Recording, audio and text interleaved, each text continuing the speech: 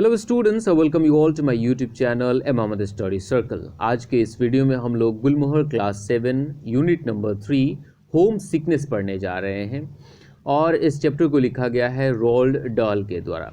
तो क्या ये कोई बीमारी है? जहाँ तक हमें पता है सिकनेस मीन्स डिजीज़ होता है, इलनेस होता है, कोई ना कोई बीमारी होता है। तो क्या ये एक बीमारी है होम सिकनेस? नहीं, ये बीमारी नहीं है। होम सिकनेस कहने का मतलब होता है हमेशा अपने घर पे रहने की चाहत होती है आपको, या अगर आपका घर से कहीं दूर होते हैं तो आपको हमेशा अपने घर की याद आती है। इसी को हम लोग होम सिकनेस कहते हैं। ठीक है, तो इससे पहले कि हम लोग इस चैप्टर को एक्सप्लेन करना शुरू करें, हम लोग अपने ऑथर रोल्ड डाल के बारे में थोड़ा सा इन्फॉर्मेशन गैदर कर लेते हैं। सो रोल्ड डाल was a British writer of short stories, novels and poems. कहने का मतलब रोल्ड डाल एक ब्रिटिश राइटर थे और ये शॉर्ट स्टोरीज, नोवेल्स और पोएम्स लिखा करते थे। He wrote about his boyhood years and early career in boy and going solo. तो इनके दो बुक के बारे में यहाँ पे बताया गया है, बॉय और गोइंग सोलो, और इन दोनों बुक्स में इन्होंने अपने बॉयहुड, अपने लड़कपन के बारे में और अपने शुरुआती करियर के बारे में लिखा है। Some of his most popular books are Matilda, fantastic Mister Fox and Charlie and the chocolate factory. तो कुछ पॉपुलर बुक्स के नाम दिए गए हैं जो कि रोल्ड डाल के द्वारा लिखे गए हैं, और ये बुक्स के नाम क्या है? Matilda, fantastic Mister Fox, Charlie and the chocolate factory. तो चलो हम लोग इस चैप्टर को शुरू करते हैं पैराग्राफ नंबर 1 से। यहाँ पे जहाँ कहीं पे भी अगर आई आता है तो आप समझ लो वो हमारे ऑथर के लिए आया है। हमारे ऑथर कौन है? रोल्ड डाल के लिए आया है। और यहाँ पे जो लड़के का जो कैरेक्टर है वो खुद हमारे ऑथर रोल्ड डाल का ही कैरेक्टर है। I was homesick during the whole of my first term at the Saint Peter. अब यहाँ पे सेंट पीटर हो सकता है हमारे ऑथर की स्कूल का नाम हो, और हमारे ऑथर कहते हैं कि जब मैं अपने स्कूल सेंट पीटर के फर्स्ट ईयर में था, है ना, तो मुझे घर की बहुत ज़्यादा याद आती थी। Homesickness is a bit like seasickness. और हमारे ऑथर कहते हैं कि होम सिकनेस जो है ना वो बिल्कुल सी सिकनेस जैसा है ना, मतलब थोड़ा बहुत ये लगता है सी सिकनेस जैसा है। अब सी सिकनेस होता क्या है? A feeling that you want to vomit because of the constant movement of the ship. अगर आप किसी जहाज़ में सवार हो, है ना, तो जहाज़ क्या होता है? हमेशा मूव करता रहता है वाटर सरफेस पे, और उसकी लगातार मूवमेंट की वजह से अगर आपको वॉमिटिंग जैसा फीलिंग आता है, उसी को हम लोग सी सिकनेस कहते हैं। तो वहीं हमारे ऑथर कहते हैं कि ये जो होम सिकनेस है वो थोड़ा बहुत सी सिकनेस जैसा ही फील होता है। You don't know how awful it is till you get it. कहने का मतलब आपको ये बात पता नहीं है, या आपको ये बात पता नहीं होगा कि ये कितना बुरा है, और ये आपको तब तक पता नहीं चलेगा जब तक आपको खुद ये ना हो। मतलब जब तक आपको खुद होम सिकनेस ना हो तब तक आप ये नहीं जान पाओगे कि ये कितना सीवियर होता है, कितना ऑफुल होता है, कितना बुरा होता है। एंड व्हेन यू डू, और जब आपको ये हो जाता है, it hits you right in the top of the stomach. तो आपको क्या होता है? आपके पेट की, आपके स्टोमक के राइट साइड में टॉप पे क्या होने लगता है? दर्द होने लगता है। And you want to die. और ये इतना ज़्यादा दर्द होता है कि आप चाहते हो कि आप काश मर जाते। The only comfort is that both home sickness and sea sickness are instantly curable। अब देखो, क्यूरेबल कहने का मतलब कोई ऐसा चीज़ या कोई ऐसी बीमारी, कोई ऐसी सिकनेस जो कि जल्दी ठीक हो जाता है, उसी को हम लोग क्यूरेबल कहते हैं। तो वही बात यहाँ पे बताया गया है कि होम सिकनेस और सी सिकनेस के बारे में, है ना, आराम देने वाली बात, या मतलब उसको हम लोग बोल सकते हैं अच्छी बात ये है कि ये बहुत ही जल्द क्या हो जाता है? ठीक हो जाता है। The first goes away. यहाँ पे फर्स्ट किसकी बात हो रही है? फर्स्ट हो रही है होम सिकनेस की बात, क्योंकि यहाँ पे होम सिकनेस के बाद सी सिकनेस को यूज़ किया गया। The first goes away the moment you walk out of the school grounds. मतलब होम सिकनेस तब ख़त्म हो जाता है जैसे ही आप स्कूल के ग्राउंड से बाहर निकलते हो। And the second is forgotten as soon as the ship enters the port. और जो दूसरा है, जो सी सिकनेस है, उसको आप भूल जाते हो जैसे ही आपका जहाज़ बंदरगाह पे आपका सी पोर्ट पे क्या होता है? एंटर करता है ना। तो जैसे ही जहाज़ रुक जाता है आप सी सिकनेस को भूल जाते हो, और जैसे ही आप स्कूल के ग्राउंड से बाहर निकलते हो तो आप होम सिकनेस को भी भूल जाते हो। Now we will see paragraph number 2। I was so terribly homesick during my first 2 weeks. अब यहाँ पे बताया गया है कि मैं अपने स्कूल के शुरुआती 2 हफ्तों में बहुत ही ज़्यादा होम सिक था, मुझे घर की बहुत ज़्यादा याद आ रही थी। that I set about making a plan for getting myself sent back to home. और मुझे इतना ज़्यादा घर की याद आ रही थी कि मैंने एक प्लान बनाना शुरू कर दिया जिससे मुझे वापस घर पे भेजा जा सके, है ना। Even if it were for only a few days, भले ही कुछ ही दिनों के लिए मुझे घर पे भेजा जाए, लेकिन मैंने उसके लिए प्लान बनाना शुरू कर दिया। और प्लान क्या था? My idea was that I should all of a sudden develop an attack of acute appendicitis. मेरा प्लान ये था कि मैं अचानक से ऐसा एक्ट करूँगा, ऐसा बिहेव करूँगा कि मुझे बहुत ही तगड़ा वाला अपेंडिसाइटिस का अटैक आया है। अब देखो, अपेंडिसाइटिस कहने का मतलब क्या होता है, यहाँ पे दिया गया है। आपके शरीर में एक बॉडी ऑर्गन होता है, एक पार्ट होता है जिसको हम लोग अपेंडिक्स कहते हैं। ये आपके इंटेस्टाइन्स से जुड़ा हुआ होता है, ये आपके अतड़ियों से जुड़ा हुआ होता है। और जब ये इन्फेक्टेड हो जाता है तो ये काफ़ी ज़्यादा पेनफुल हो जाता है और फिर इसको ऑपरेट करके बाहर निकाला जाता है, निकालना पड़ता है, आई थिंक, है ना। तो उसको हम लोग अपेंडिसाइटिस कहते हैं, ठीक है। तो इस लड़के ने सोचा और हमारे ऑथर ने सोचा क्यों ना मैं अपेंडिसाइटिस होने का बहाना बनाऊं। You will probably think it's silly that a 9-year-old boy imagined that he could get away with a trick like that. अब यहाँ पे हमारे ऑथर कह रहे हैं अपने रीडर से कि आप सोचोगे, है ना, कि ये कितना बेवकूफ़ी भरा बात है, ये कितना मूर्खतापूर्ण बात है कि एक 9 साल का लड़का इस तरीके का प्लान बना रहा है कि वो इस तरीके के आइडिया लगाकर बच जाएगा और स्कूल से उसे घर भेज दिया जाएगा। But I had sound reasons for trying it. अब यहाँ पे साउंड कहने का मतलब आवाज़ नहीं, यहाँ पे साउंड कहने का मतलब strong.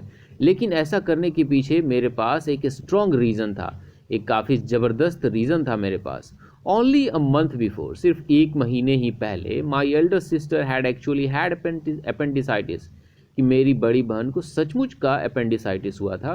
And for several days before her operation I was able to observe her behaviour at close quarters. At close quarters कहने का मतलब देखो आपके बुक में यहाँ पे दिया गया है फ्रॉम अ शॉर्ट डिस्टेंस, काफ़ी करीब से किसी चीज़ को आप ऑब्जर्व करते हो, उसको हम लोग इस at a close quarters use कर सकते हैं। यहाँ पे बताया गया है कि उसके ऑपरेशन से कई दिन पहले तक मैं उसे काफ़ी करीब से उसके बिहेवियर को ऑब्जर्व कर रहा था कि एक इंसान को जब अपेंडिसाइटिस होता है तो वो कैसे बिहेव करता है। I noticed that the things he complained more, one second, I noticed that the things he complained about most was a severe pain down in the lower side of her tummy. अब यहाँ पे tummy आपके stomach को कहा गया है, आपके पेट को बोला गया है। यहाँ पे हमारे ऑथर कह रहे हैं जो चीज़ मैंने नोटिस किया कि जिस चीज़ के बारे में वो सबसे ज़्यादा कंप्लेन करती थी वो ये था कि उसके पेट के, है ना, राइट साइड में, लोअर राइट साइड में बहुत ही ज़्यादा पेन होता था, है ना। उसके पेट के दाहिने भाग में, निचले साइड में, लोअर साइड में बहुत ही ज़्यादा पेन होता था, सीवियर पेन होता था।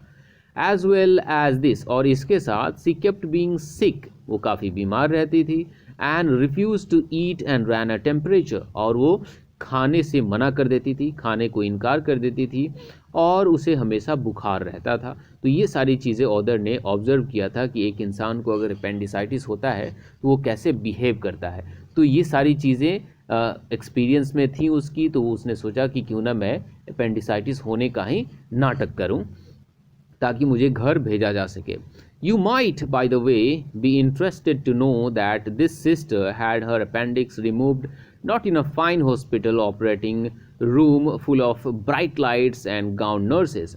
अब यहाँ पे हमारे ऑथर कह रहे हैं कि शायद आपको इस बात को जानने में रुचि होगी कि मेरी सिस्टर का जो अपेंडिक्स का जो ऑपरेशन हुआ, अपेंडिक्स जो उसका निकाला गया, वो किस तरह के हॉस्पिटल में निकाला गया। तो हमारे ऑथर कह रहे हैं ऐसा नहीं कि उसका जो ऑपरेशन था वो एक बड़े से अस्पताल में हुआ हो, एक बड़े से हॉस्पिटल में हुआ जहाँ पे ब्राइट लाइट्स लगे हुए हों और जहाँ पे नर्सेज जो है ना गाउन पहनी हुई हो, है ना। इस तरह के अस्पताल में तो बिल्कुल भी नहीं हुआ था, है ना। But on our on nursery table at home by the local doctor and his anaesthetists. अब देखो यहाँ पे हमारे ऑथर कह रहे हैं कि मेरी बहन का जो ऑपरेशन हुआ था वो हमारे घर के नर्सरी टेबल पे ही हुआ था, और कुछ लोकल डॉक्टर्स और उसके जो एनेस्थेटिस्ट्स होते हैं, एनेस्थेटिस्ट कहने के मतलब वैसे लोग जो कि मरीज को ऑपरेशन होने से पहले कुछ केमिकल्स और कुछ ड्रग्स देकर उसे बेहोश करने का काम करते हैं ताकि उसे ईजिली ऑपरेट किया जा सके और उसे पेन ना हो। उसी को हम लोग एनेस्थेटिस्ट कहते हैं, है ना। तो इन लोगों के द्वारा घर पे ही किया गया उसका ऑपरेशन।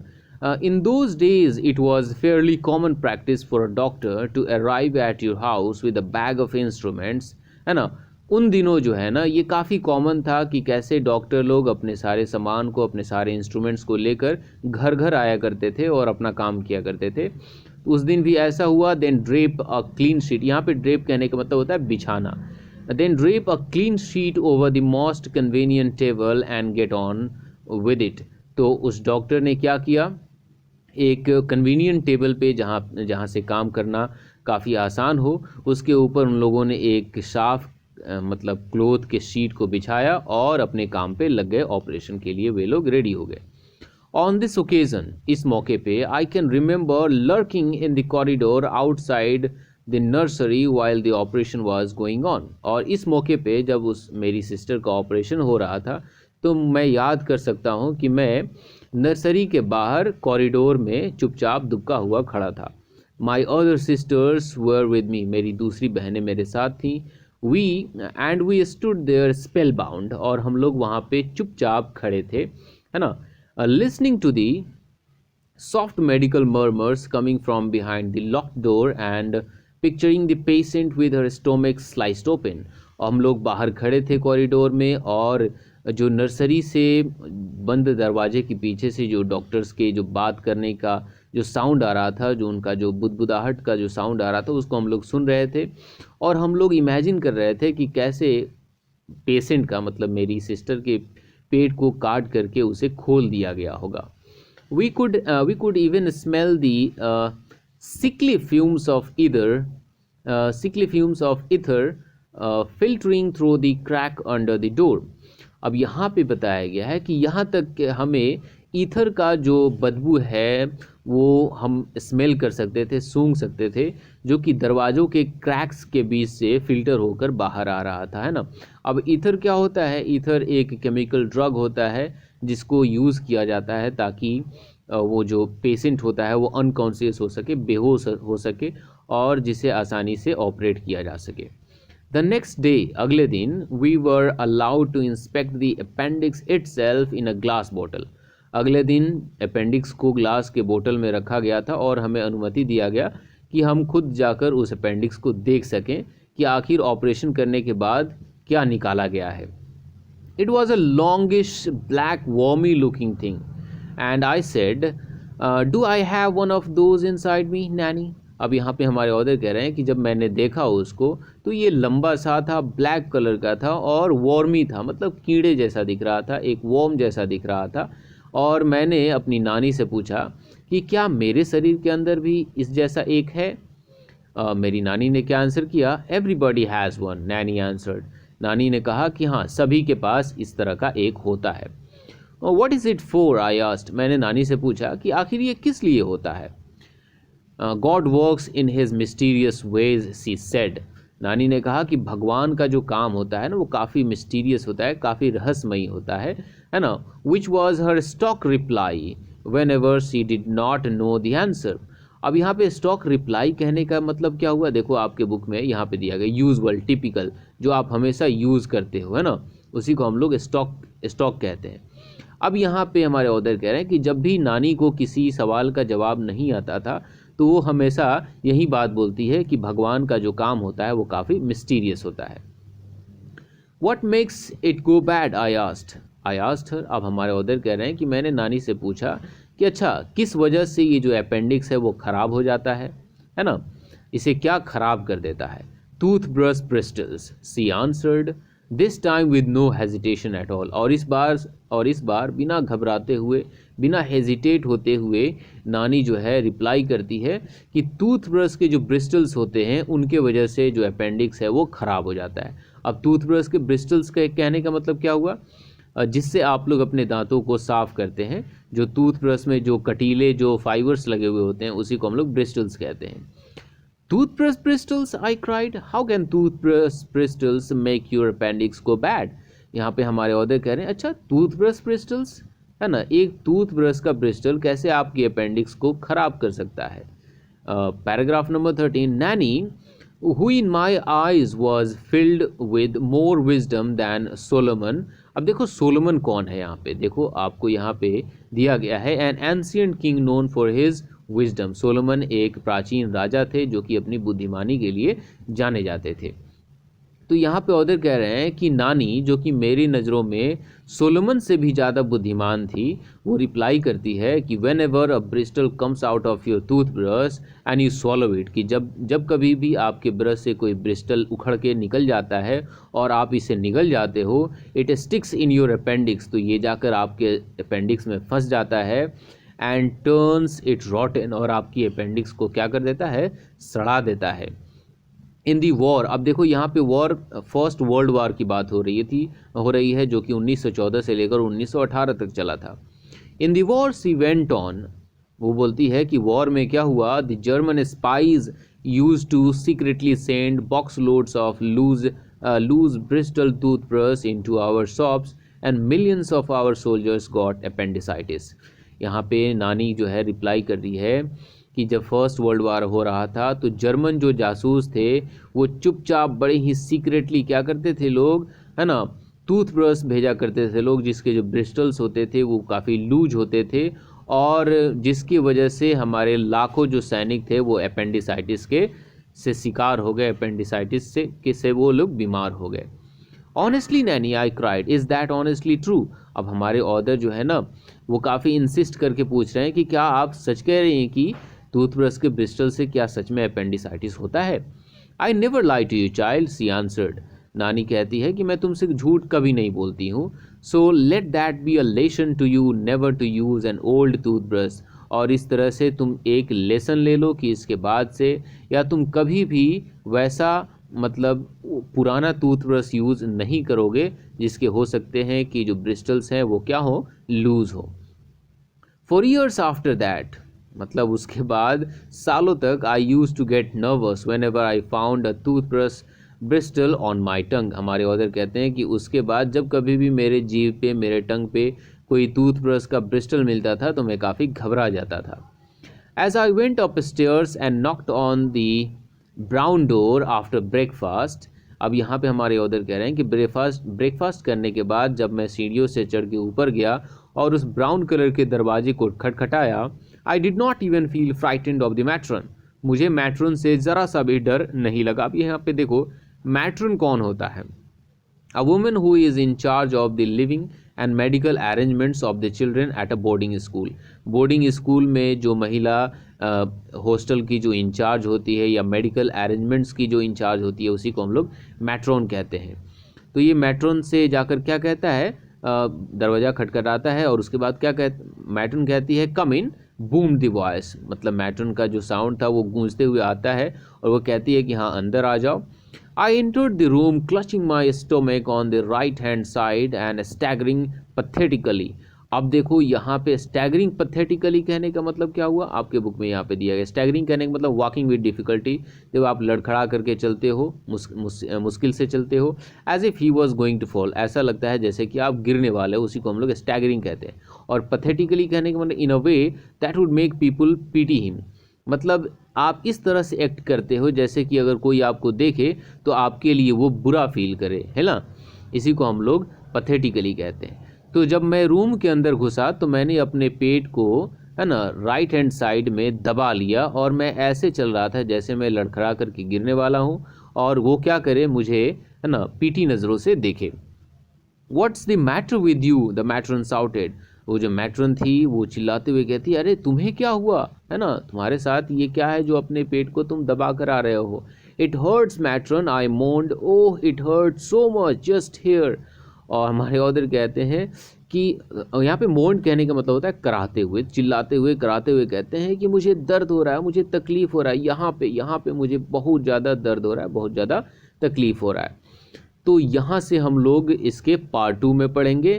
तब तक के लिए बाय बाय।